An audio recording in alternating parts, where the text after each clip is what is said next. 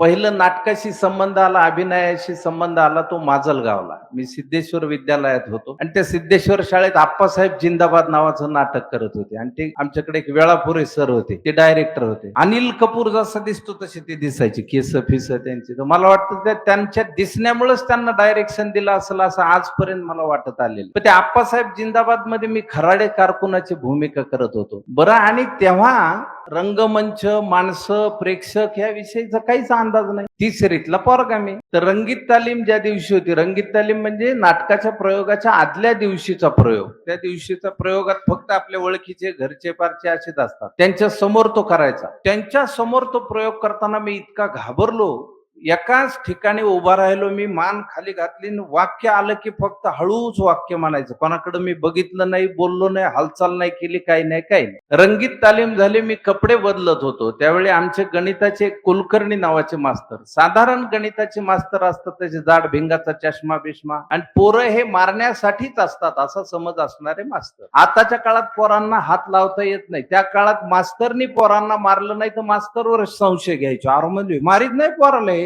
तर मी कपडे बदलत असताना ते कुलकर्णी मास्तरने फाडकन थोबाडीत मारली माझ्या. काय नालाय खरं म्हणले, तू तुझ्या पायाला काय खिळे मारले होते कोणी? दलिंद्र्या.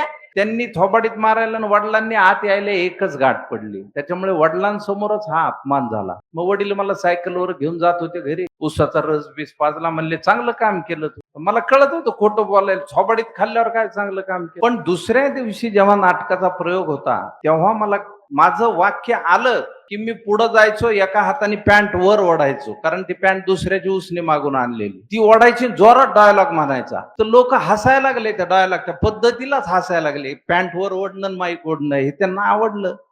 तर माझ्या वाक्यांपेक्षा ते अभिनयालाच लोकांना जास्त प्रतिसाद दिला आणि मला अभिनयाचं पहिलं बक्षीस मिळालं, एक शीस पेन्सिल मागं खोड रबर असलेली.